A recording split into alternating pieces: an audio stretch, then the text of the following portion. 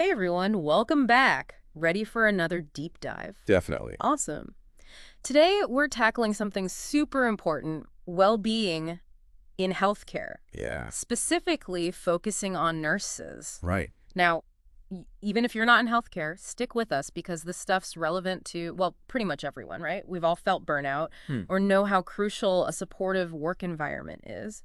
And for this deep dive, we're turning to this fascinating article, Stop for Well-Being. Ah, yes. It's a great piece. It really dives deep into the challenges. It does, doesn't it? And it offers some, solutions and paths forward, which is really Yeah, intriguing. interesting. It's hopeful too, which is important. It is, yeah, absolutely. Okay, so the article really doesn't hold back, does it? It paints a pretty stark picture of the state of well-being for nurses right now. No, it doesn't. And I think that's important because it's a problem that's been ignored for too long. Yeah. The article highlights some pretty alarming stats on burnout and turnover rates. Yeah, and it's like this is not just like a few isolated cases, Yeah. it's like this massive systemic issue that's impacting the whole system. That's widespread. Yeah, and what I thought was really interesting is that the article like connects the dots between well-being and performance. Yeah.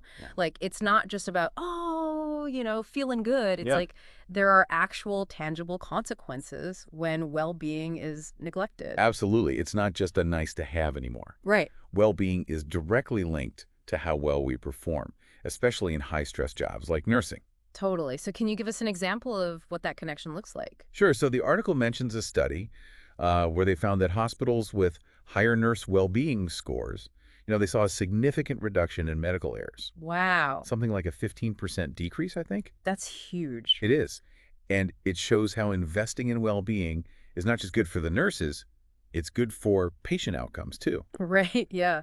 Because, I mean, who wants a burnt out nurse taking care of them, right?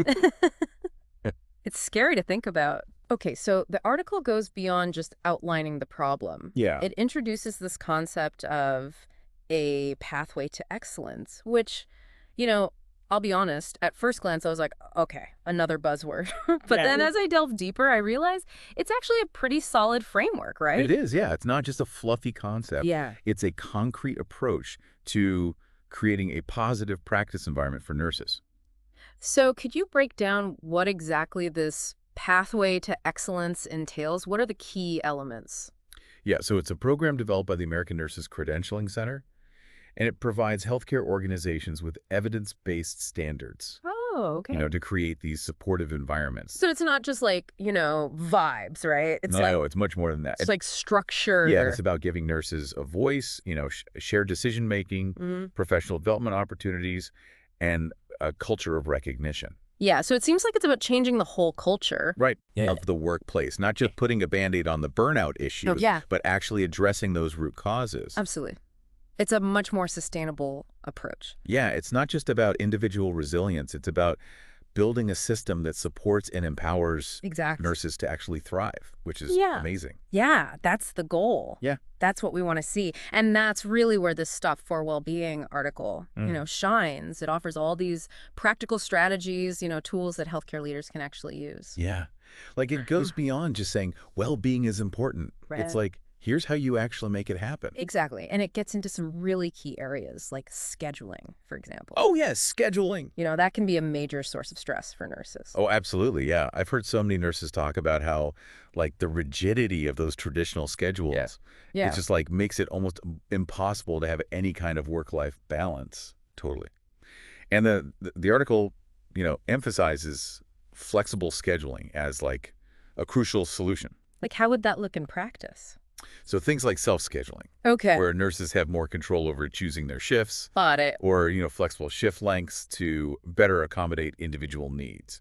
Yeah. I mean, that just seems like common sense, It does. But I guess it's not always like implemented in the real world. Unfortunately not. But hopefully, articles like this will start to change things. Yeah. Fingers crossed. What else did the article suggest? Well, it also talked a lot about promoting physical and mental health. Okay. And not just, like a one-off yoga class or something. Right, right. It's about creating a culture that truly values well-being.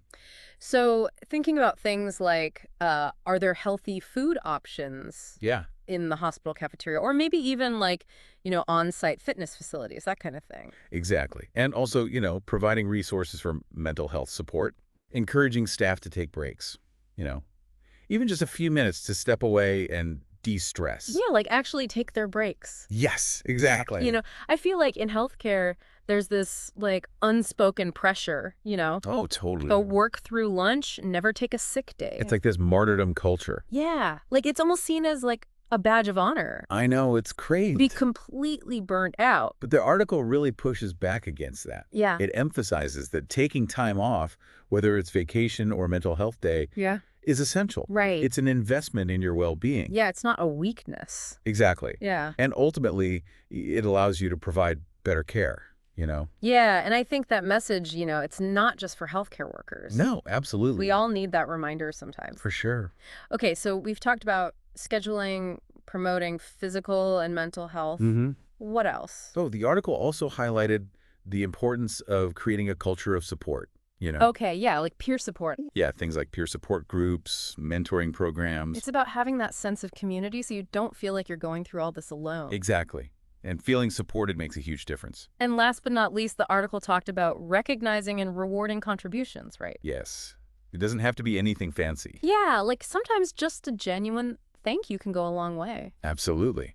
Or, a handwritten note, a small gift, Yeah. publicly acknowledging a job well done. It's about making people feel valued and appreciated. Exactly. That's the key. It really is, isn't it? Like a whole perspective shift, Instead of seeing these things as like extras or perks, we should be thinking of them as like essential investments Right. in the well-being of, our healthcare workers. Absolutely. Yeah. And you know what? The Stop for Wellbeing article, it takes it even a step further. Oh, does it? Yeah, it doesn't just talk about well-being from like an ethical standpoint. Right. It lays out a really compelling business case. Oh, interesting. Okay, tell me more about that. So basically, it points out that, when nurses are burnt out, when they feel unsupported, what happens? Turnover rates skyrocket. Yeah, that makes sense. And replacing experienced nurses, it's not only expensive, Right. but it disrupts the continuity of care. Yeah, You know? totally. Because it's not just about the cost of hiring and training new staff. Yeah. It's the impact on patient care when you lose those experienced nurses. Exactly. That institutional knowledge, Yeah, it's so valuable. absolutely. And the article makes the opposite point too, right? That when hospitals invest in well-being initiatives, Yes. they see better nurse retention, Improve morale. reduced absenteeism, Less stress. and even increased patient satisfaction. Absolutely. So it really is like a win-win-win situation. It is, yeah. It benefits the nurses, the patients, and the whole healthcare system.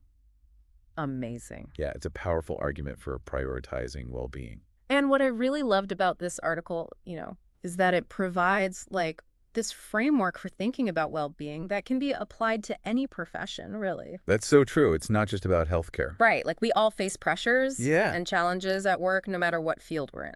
Absolutely. So as we wrap up this deep dive, I want to leave our listeners with a question. Okay. What's one small step you can take today to prioritize your own well-being or to advocate for a more supportive, thriving work environment? It could be setting boundaries. Yeah. Taking a few minutes for mindfulness. Right. Or even just reaching out to a colleague. Yeah, offering support. Yeah. Even small actions can make a difference. Absolutely. And remember, prioritizing well-being isn't selfish. No, not at all. It's about showing up as your best self, Exact. both personally and professionally. Well said.